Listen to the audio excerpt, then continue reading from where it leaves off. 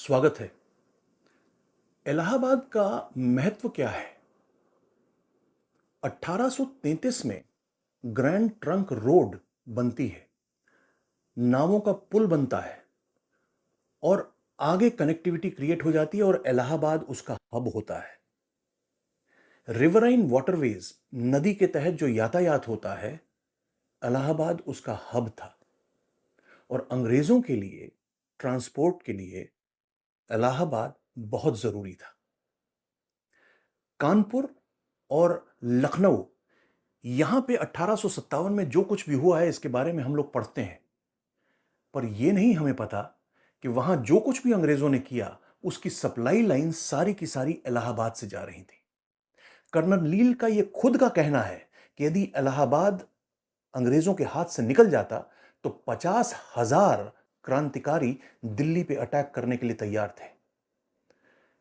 इलाहाबाद की वजह से अंग्रेजों का साम्राज्य बचा है। 1857 में दिल्ली जीत सके, लखनऊ जीत सके, कानपुर जीत सके, वो सब इलाहाबाद अंग्रेजों के पास था, इस वजह से हुआ था।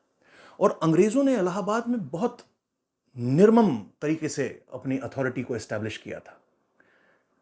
वहां कोई आदमी पैसा लेके नहीं घूम सकता था उस दौरान में। यदि आपके हाथ में पैसा पकड़ा जाता तो 150 कोड़े मारे जाते थे। ज्यादा पैसा होता था तो सीधा फांसी पे चढ़ा दिया जाता था। तो किसी भी प्रकार के क्रांतिकारी को पैसा देने का कोई चांस नहीं था, चाहे वो प्रयागवाल हो, साधु हो, नोबिलिटी हो, लैंडलॉर्ड हो, जमींदार हो, तालुकदार हो, कोई भी हो, पॉसिबल ही नहीं था। 4,555 मील लंबी टेलीग्राफ की लाइंस थी पूरे भारत में, अंग्रेजों ने फैलाई। उसमें से क्रांतिकारियों ने 760 मील लंबी टेलीग्राफ की लाइंस को उखाड़ फेंका था। लगभग 300 मील लंबी रेलवे का नेटवर्क था 1857 में भारत में। उसमें से इलाहाबाद से कानपुर के बीच में जो रेलवे का नेटवर्क था उसको क्रांतिकारियों ने पूरी तरह से डिस्ट्रॉय कर दिया था। अंग्रेजों ने इसको रिपेयर किया जनवरी 1859 तक, अप एंड रनिंग। पर अंग्रेज फिर भी डरे हुए थे। 1907 में अंग्रेजों को यह पता लगता है कि 50वीं सालगिरह है 1857 की और हो सकता है 1857 के जैसी क्रांति फिर से हो जाए। तो अंग्रेज जितने भी इलाहाबाद शहर में थे वो सारे के सारे फोर्ट में आके बैठ गए। उन्होंने कहा पता नहीं क्या होने वाला है। कुछ नहीं हुआ। उसी तरीके से नवंबर 1857 में भी अंग्रेजों ने दो स्पाइस, गुप्तचरों को पकड़ा, जिन्होंने ये बताया कि जो क्रांतिकारी हैं वो इलाहाबाद के किले को अपने कब्जे में ले लेंगे क्रिसमस या न्यू ईयर वाले दिन 1857 में। तो अंग्रेज बिल्कुल अलर्ट हो गए और वो नहीं हुआ। अंग्रेज पूरी तरह से इलाहाबाद को अपने कब्जे में रखना चाहते थे ताकि पूरे भारत को, जितनी भी जगहें हैं उन सबको वो कंट्रोल कर सकें। इसीलिए 1857 के बाद इलाहाबाद को राजधानी बनाया जाता है आगरा से हटा के, क्योंकि उन्होंने पाया कि इलाहाबाद जो है वो इजीली उसको डिफेंड किया जा सकता है। उसके वहां पे हम ज्यादा ताकत के साथ किसी भी दुश्मन के साथ लड़ सकते हैं।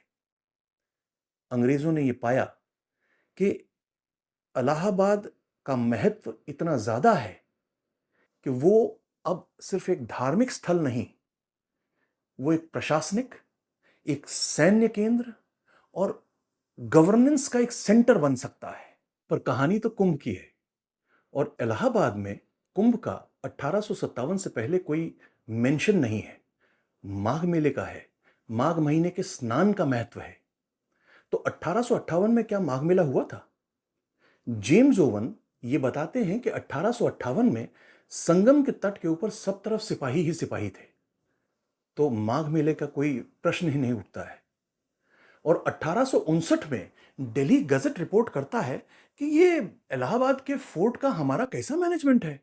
80 के करीब यूरोपियंस हैं वहां पे और 400 से 500 हिंदूज, मुसलमान, सिख और पंजाबी हैं।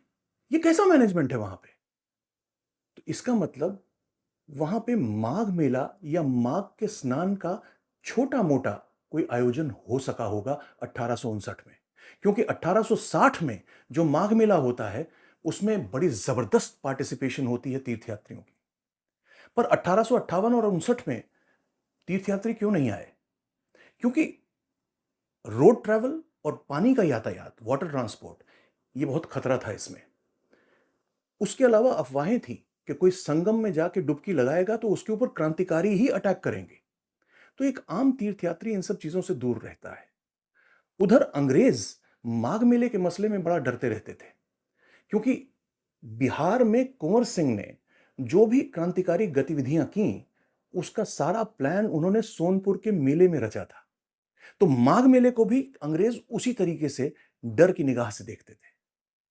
पर इन सब के पीछे 1 नवंबर 1858 को इलाहाबाद में, जहां आज मिंटो पार्क है, वहां लॉर्ड कैनिंग, गवर्नर जनरल जो थे उस वक्त इंडिया के, वो एक प्रोक्लेमेशन पढ़ते हैं, क्वींस प्रोक्लेमेशन, जिसके तहत ईस्ट इंडिया कंपनी से ब्रिटिश क्राउन या क्वीन भारत को अपना डोमिनियन बना लेती हैं।